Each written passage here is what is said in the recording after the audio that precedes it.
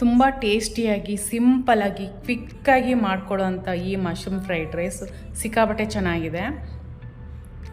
ನಮಸ್ತೆ ಎಲ್ಲರಿಗೂ, welcome to my channel. ನಾನಿವತ್ತು ಮಶ್ರೂಮಿಂದ ಫ್ರೈಡ್ ರೈಸ್ ಮಾಡ್ತಾಯಿದ್ದೀನಿ. ಅದನ್ನು ಹೇಗೆ ಮಾಡಿದೆ ಅಂತ ನಾನು ನಿಮಗೆ ಹೇಳ್ತಾ ಹೋಗ್ತೀನಿ. ನಾನಿಲ್ಲಿ ಬಟನ್ ಮಶ್ರೂಮ್ ತೊಗೊಂಡಿದ್ದೀನಿ. ಇದು ಸೂಪರ್ ಮಾರ್ಕೆಟ್ಗಳು ಮತ್ತು ಮಾರ್ಕೆಟು ಅಥವಾ ತರಕಾರಿ ಅಂಗಡಿಗಳು ಎಲ್ಲ ಕಡೆಯೂ ಸಿಗುತ್ತೆ. ನಾನು ಒಲೆ ಮೇಲೆ ಒಂದು ಬಾಣಲೆ ಇಟ್ಕೊಂಡಿದ್ದೆ, ಅದಕ್ಕೆ ಸ್ವಲ್ಪ ಎಣ್ಣೆ ಹಾಕಿದ್ದೀನಿ. ಎಣ್ಣೆ ಸ್ವಲ್ಪ ಜಾಸ್ತಿ ಹಾಕ್ಕೊಳ್ಳಿ, ಚೆನ್ನಾಗಿರುತ್ತೆ. ಇದಕ್ಕೆ ಒಂದು ದೊಡ್ಡ ಈರುಳ್ಳಿನ ಸಣ್ಣದಾಗಿ ಕಟ್ ಮಾಡಿ ಹಾಕ್ಕೊಂಡಿದ್ದೀನಿ. ಹಾಗೆ ಜೊತೆಗೆ ಒಂದೇ ಒಂದು ಹಸಿಮೆಣಸಿನ್ಕಾಯಿನ ಹಾಕಿದ್ದೀನಿ. ಹಸಿಮೆಣಸಿನ್ಕಾಯಿ ಆಪ್ಷನಲ್ಲು, ಇಷ್ಟ ಇದ್ದರೆ ಹಾಕ್ಕೊಳ್ಳಿ, ಇಲ್ಲಾಂದರೆ ಸ್ಕಿಪ್ ಮಾಡ್ಕೊಳ್ಳಿ. ಹಾಗೆಯೇ ಒಂದು ಮೀಡಿಯಮ್ ಸೈಜ್ ಟೊಮೊಟೊ ಹಾಕ್ತಾಯಿದ್ದೀನಿ. ಟೊಮೊಟೊನೂ ಅಷ್ಟೇ ಆಪ್ಷನಲ್ಲು, ಇಷ್ಟ ಇದ್ದರೆ ಹಾಕ್ಕೊಳ್ಳಿ, ಇಲ್ಲಾಂದರೆ ಸ್ಕಿಪ್ ಮಾಡ್ಕೊಳ್ಳಿ. ಇದನ್ನು ಚೆನ್ನಾಗಿ ಫ್ರೈ ಮಾಡ್ಕೋಬೇಕು ಎಣ್ಣೆಯಲ್ಲಿ. ಈಗ ಇದಕ್ಕೆ ಸ್ವಲ್ಪ ಉಪ್ಪು ಹಾಕ್ತಾಯಿದ್ದೀನಿ ಸಾಫ್ಟ್ ಆಗಲಿ ಅಂತ. ಹಾಗೆಯೇ ಸ್ವಲ್ಪ ಅರಿಶಿನ ಪೌಡ್ರು ಹಾಕ್ತಾಯಿದ್ದೀನಿ. ಇವೆರಡು ಹಾಕೋದ್ರಿಂದ ಟೊಮೊಟೊ ಮತ್ತು ಈರುಳ್ಳಿ ಬೇಗ ಬೇಯುತ್ತೆ ಅಂತ ನಾನು ಹಾಕ್ತಾಯಿದ್ದೀನಿ. ಇದಿಷ್ಟನ್ನು ಚೆನ್ನಾಗಿ ಫ್ರೈ ಮಾಡ್ಕೋಬೇಕು. ಈಗ ಇದಕ್ಕೆ ಸ್ವಲ್ಪ ಕ್ಯಾಬೇಜನ್ನ ಕಟ್ ಮಾಡಿ ಹಾಕ್ತಾಯಿದ್ದೀನಿ. ಕ್ಯಾಬೇಜ್ ಹಾಕೋದ್ರಿಂದ ಸ್ವಲ್ಪ ಟೇಸ್ಟ್ ಚೆನ್ನಾಗಿರುತ್ತೆ ಅಂತ ಹಾಕ್ತಾಯಿದ್ದೀನಿ. ತುಂಬ ಫ್ರೈ ಮಾಡ್ಕೊಳಕ್ಕೆ ಹೋಗಬಾರ್ದು, ಸ್ವಲ್ಪ ಕ್ರಂಚಿಯಾಗಿ ಇರಬೇಕು, ಆ ಥರ ಮಾಡ್ಕೊಳ್ಳಿ. ಈಗ ಇದಕ್ಕೆ ತೊಳೆದು ಕಟ್ ಮಾಡಿ ಇಟ್ಕೊಂಡಿರೋ ಮಶ್ರೂಮ್ನ ಸೇರಿಸ್ಕೊತಾ ಇದ್ದೀನಿ. ನೀವು ಇದ್ರ ಜೊತೆಗೆ ಮೊಟ್ಟೆನೂ ಹಾಕೋಬೋದು ಅಥವಾ ದಪ್ಪ ಮೆಣಸಿನ್ಕಾಯಿ ಆ ಥರನಾದರೂ ಹಾಕೋಬೋದು, ಚೆನ್ನಾಗಿರುತ್ತೆ. ನಿಮ್ಗೆ ಯಾವುದೇ ತರಕಾರಿ ಇಷ್ಟ ಆದ್ರೂ ಹಾಕ್ಕೊಳ್ಳಿ. ಕ್ಯಾರೆಟು ಬೀನ್ಸ್ ಇದ್ರೂ ಹಾಕ್ಕೊಳ್ಳಿ, ಚೆನ್ನಾಗಿರುತ್ತೆ. ಇದು ಬ್ಯಾಚುಲರ್ಸ್ಗೆ ಮಾಡಿದಂಥ ರೆಸಿಪಿ, ತುಂಬಾ ಚೆನ್ನಾಗಿರುತ್ತೆ, ಅಷ್ಟೇ ಬೇಗನೂ ಮಾಡ್ಬೋದು. ಈಗ ಇದಕ್ಕೆ ಒಂದು 1/4 ಸ್ಪೂನಷ್ಟು ಮೆಣಸಿನ ಪೌಡ್ರ್ ಹಾಕ್ತಾಯಿದ್ದೀನಿ, ಸ್ವಲ್ಪ ಖಾರವಾಗಿರಲಿ ಅಂತ, ಚೆನ್ನಾಗಿರುತ್ತೆ. ಈಗ ಇದಕ್ಕೆ ಸೆಜ್ವಾನ್ ಫ್ರೈಡ್ ರೈಸ್ ಮಸಾಲ ಹಾಕ್ತಾಯಿದ್ದೀನಿ. ಇದು ಎಲ್ಲ ಅಂಗಡಿಗಳಲ್ಲೂ ಸಿಗುತ್ತೆ.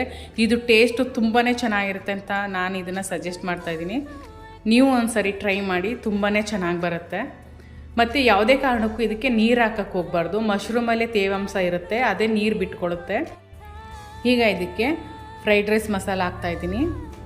ಈ ಮಸಾಲೆನಲ್ಲೇ ಉಪ್ಪು ಖಾರ ಎಲ್ಲ ಇರುತ್ತೆ, ನಾವು ಎಕ್ಸ್ಟ್ರಾ ಉಪ್ಪು ಏನು ಹಾಕಕ್ಕೆ ಹೋಗಬಾರ್ದು. ನಾನು ಈರುಳ್ಳಿ ಮತ್ತು ಟೊಮೊಟೊ ಬೇಯಲಿ ಅಂತ ಸ್ವಲ್ಪನೇ ಉಪ್ಪು ಹಾಕಿದ್ದೆ.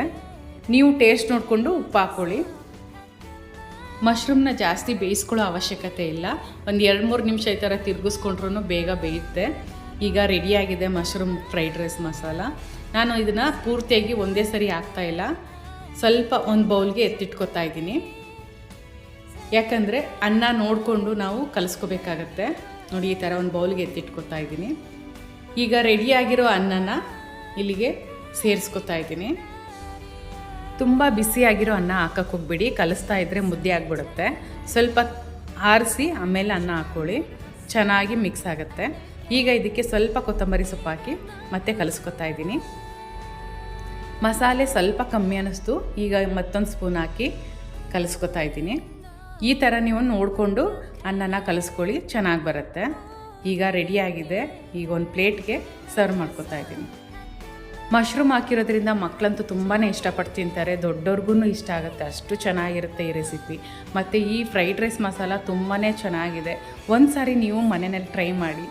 ಮತ್ತು ಕೆಲಸಕ್ಕೆ ಹೋಗಿದ್ದು ಬಂದಿರೋರಿಗೆ ಏನೂ ಅಡುಗೆ ಮಾಡೋಕ್ಕಾಗಲ್ಲ, ಏನಪ್ಪ ಮಾಡೋದು ಮೂಡಿಲ್ಲ ಅನ್ನೋರಿಗೆ ಇದು ಬೆಸ್ಟು ರೆಸಿಪಿ ಅಂತ ನಾನು ಹೇಳ್ತಾ ಇದ್ದೀನಿ.